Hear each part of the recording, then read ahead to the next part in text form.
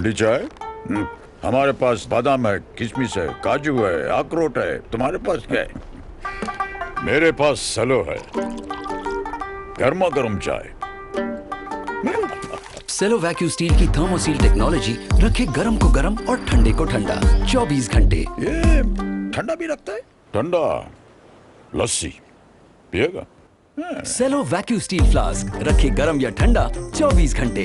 नमो अरिहंताणं नमो सीदं नमो यरियाणं नमो वजायाणं नमो लोये सब्बसावणं येषु पंचेनमुकारो सब्बपापप्रणाशनो मंगलानंच सव्वेसिं पडमं हवै मंगलम मंगलम भगवान वीरो मंगलम गौतम प्रभु मंगलम शूलिभद्राद्या जैनो धर्मोस्तु मंगलम अंगूठे अमृतवसे लब्धिधना भंडार श्री गुरु गौतम समरिये वांछित फलदातार ज्ञानदान क्रियाशील तपस्यागे सुप्रलका भक्ति सूर्य आचार्य प्रेम सूर्य आचार्य जयंतु जैन शासने अज्ञानदम निरंदानां ज्ञानाय जन शलाकया नेत्रमुन्मीलितमेन तस्मै श्री गुरुवे नमः तस्मै श्री गुरुवे नमः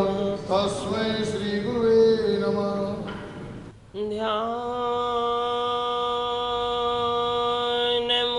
गुरुर्मूर्ति पूजामूलं गुरुर्पदम् मंत्रमूलं गुरुर्वाक्यम्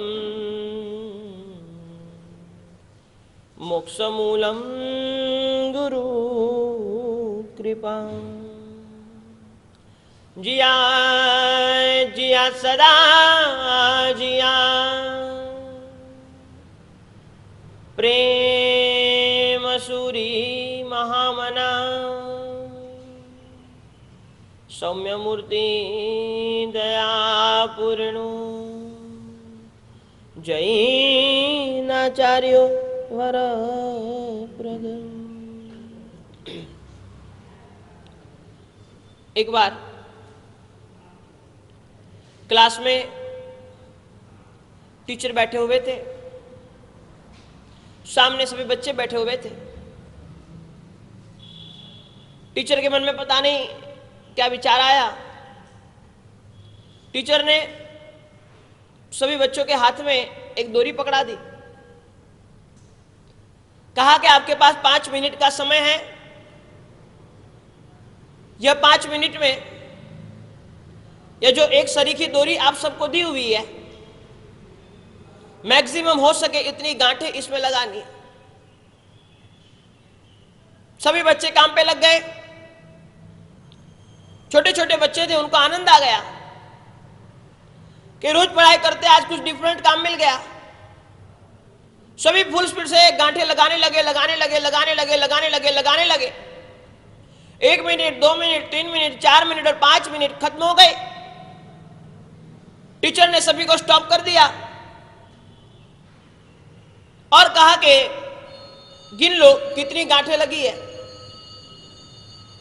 किसी की 20 लगी, किसी की 25 लगी, किसी की 30 लगी, हाईएस्ट किसी की तो 40 गांठें लग गई। सबने अपनी अपनी बता दी नंबर फिगर कि इतनी गांठें हमारी लगी है। टीचर ने कहा अब दूसरा काम, ये जो गांठें आपने लगाई है आने वाले 5 मिनट में, जो 5 मिनट में आपने 25 30 40 गांठें लगाई है, आने वाले 5 मिनट में वही डोरी में से गांठें आपको खोलनी है और मैक्सिमम कितनी खुलती है आपसे वो मुझे बताना है। सभी विद्यार्थी काम पर लग गए, सभी खोलने लग गए। एक के बाद एक, एक के बाद एक, एक के बाद एक खोलते जा रहे खोलते जा रहे खोलते जा रहे। लेकिन जितनी आसानी से गांठें लगी थी उतनी आसानी से खुल नहीं रही थी। करीबन 5 मिनट के बाद में किसी ने 5 गांठें खोल ली, किसी ने 7 खोल ली, किसी ने 10 खोल ली मैक्सिमम, लेकिन सबकी सब गांठें कोई नहीं खोल पाया। सब बच्चों ने कह दिया कि टीचर 5 मिनट में इससे ज्यादा गांठें खुलेगी नहीं। और फिर टीचर ने खड़े होकर बच्चों को सिखाया, एक चीज समझ लेना, जीवन में किसी के साथ द्वेष की, किसी के साथ दुर्भावना की, किसी के साथ दुष्टता की, किसी के साथ गलत व्यवहार वाणी वर्तन की गांठें लगाना बहुत आसान है, लेकिन वही गांठें जब छोड़नी पड़ती है, उसको खोलना पड़ता है, बहुत परेशानी होती है, बहुत मुश्किल होती है, बहुत दिक्कतें आती है। और इसीलिए आचार्य भगवान शांति श्रीश्वर जी महाराज साहब धर्म रत्न प्रकरण ग्रंथ के माध्यम से हमें यही बताना चाहते हैं, जीवन में गांठ लग जाना बहुत आसान है, जीवन में पाप बंध जाना बहुत आसान है, लेकिन जब पाप भुगतने पड़ते हैं, पाप उदय में आते हैं, पापों को जब भोगना पड़ता है, तब बहुत परेशानी होती है, बहुत मुश्किल होती है। बहुत सोच समझकर जीवन में पापों के क्षेत्र में हमें आगे बढ़ना चाहिए। और इसीलिए भाव श्रावक का 6ठे नंबर का गुण बताया, पाप भीरुता। गांठ लगाना बहुत आसान है, पाप कर लेना बहुत आसान है, लेकिन वह पाप को जब भुगतना पड़ेगा तब इतनी परेशानी होगी, इतनी मुश्किल ही आएगी, आप सोच नहीं सकते। और इसीलिए हमारे शास्त्रकार भगवंत ने सूत्र बताया, हस्तारे बांध्या कर्म ऋणता नवी छूटे। जो हंसते हंसते हंसते हंसते हंसते हमने कर्म का बंध किया है, हमें पता तक नहीं है कब गांठ लग जाती है, पता तक नहीं चलता, लेकिन शास्त्रकार भगवान शांति श्री जी महाराज साहब हमें बताना चाहते हैं, हस्तारे बांध्या कर्म ऋणता नवी छूटे।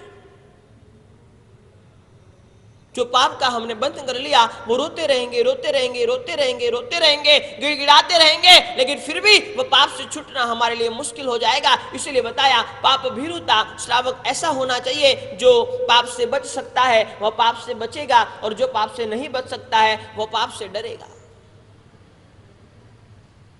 डरना बहुत जरूरी है।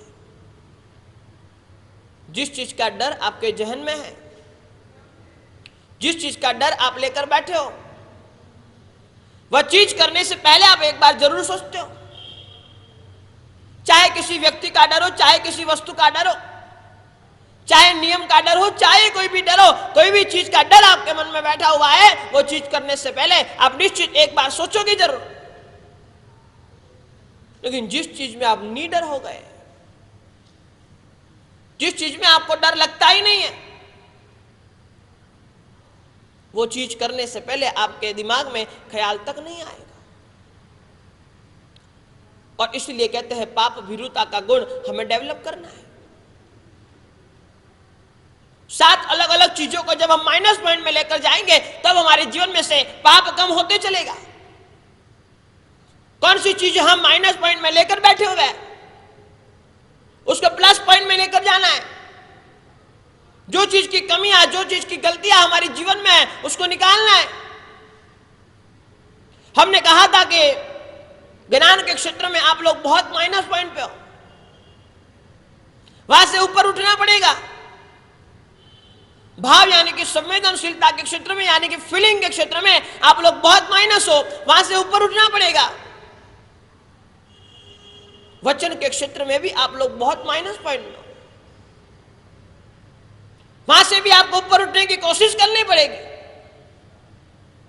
वहां से भी आपको आगे आना पड़ेगा, विवेक को जागृत करना पड़ेगा, कठोर वचन को छोड़ना पड़ेगा, और तभी जाकर पापों का बंध आपका कम होते चलेगा। हमारे यहां पर शास्त्रकार भगवान 4 प्रकार के घट की बात करते हैं। हमारे यहां 4 प्रकार के घट की बात शास्त्रों में बताई गई है। कहा गया है कि घट 4 प्रकार के होते हैं और वही घट के अनुसंधान में मनुष्यों की बात कर दी है। जब आगमों को पढ़ते हैं, शास्त्र को पढ़ते हैं, धर्म ग्रंथों को पढ़ते हैं, तो लगता है क्या क्या अलग अलग एंगल से परमात्मा ने हमें बातें बताई है, शास्त्रकार भगवंतों ने हमें बातें बताई है। कहा कि नंबर 1 एक ऐसा घट है, घट यानी घड़ा, एक ऐसा घड़ा जहां पर अंदर में तो अमृत भरा हुआ है और उसके ऊपरी भाग में, ऊपरी हिस्से में, उसके ढक्कन पे भी अमृत का ही आस्वाद है। थोड़े भीतर में जाने की कोशिश कर रहे शास्त्रकार भगवान, समझने की कोशिश करना। कहते हैं कि पहला घड़ा ऐसा घड़ा है जहां अंदर में भी अमृत है, बाहर में भी अमृत है। अंदर में भी अमृत भरा हुआ है, अमृत से छलोछल भरा हुआ वह घड़ा है। तो उसके ढक्कन में भी, उसके ऊपरी हिस्से में, उसके ऊपरी भाग में भी अमृत भरा हुआ है। कहते हैं कि पहले प्रकार का व्यक्ति कैसा होता है? जिसके भीतर में भी अच्छाई है और उसके वाणी वर्तन व्यवहार में भी अच्छाई है। आपको दिखेगा, आपको पता चलेगा, आप समझ पाओगे उसके भीतर में तो अच्छाई है ही है। वो भीतर में अच्छाई लेकर बैठा हुआ है, लेकिन मात्र भीतर से कुछ नहीं होता। उसकी वाणी, उसका वर्तन, उसका व्यवहार भी ऐसा है जो उसकी अच्छाइयों को प्रकट करता है। यह कैटेगरी में शास्त्रकार भगवंतों ने संतों को और सज्जनों को रखा है, क्योंकि कहा गया है संत सरल होते हैं, सज्जन सरल होते हैं। अभी अभी उत्तराध्ययन सूत्र हम पढ़ रहे थे, उसमें एक श्लोक आ गया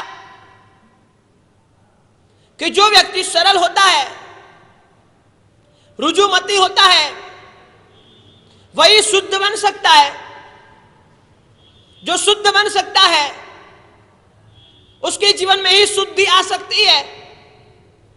जिसके जीवन में शुद्धि आ सकती है उसके जहन में, उसके हृदय में ही धर्म ठहरता है, और जिसके हृदय में धर्म ठहरता है वही परम पद को प्राप्त करता है, परम निर्वाण को प्राप्त करता है, मुक्ति को प्राप्त करता है, मोक्ष को प्राप्त करता है। शास्त्रकार भगवान कहते हैं धर्म प्राप्त करने के लिए, धर्म की प्राप्ति के लिए, मोक्ष में जाने के लिए, सद्गति की प्राप्ति के लिए, अरे शुद्ध बनने के लिए सबसे पहले सरल होना पड़ेगा। जैसा भीतर वैसा बाहर, फर्स्ट कैटेगरी में इसको रख दिया। अंदर तो अमृत है, अंदर तो अच्छाइयां है, लेकिन बाहर भी कोई बुराई नहीं है, बाहर भी अच्छाई है। First category. देख लेना, अपने भीतर को चेक कर लेना, अपने भीतर को। जो अंदर है वही बाहर है क्या? ऐसा तो नहीं है हाथी के खाने के दांत अलग, दिखाने के दांत अलग।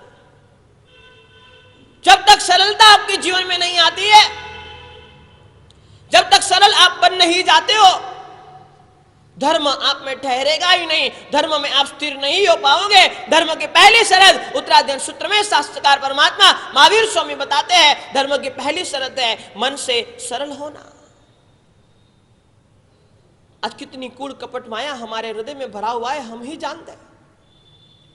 चाहे मैं, चाहे आप, सब लोग दिल में कुछ ना कुछ माया कपट लेकर बैठे हुए। इसीलिए शास्त्रकार भगवान कहते हैं यदि आपको परम निर्वाण तक जाना है, आपको धर्म में स्थापित होना है, धर्म में अग्रसर होना है, धर्म में प्रोग्रेस करना है, सबसे पहली शर्त है सरल बनते चलो।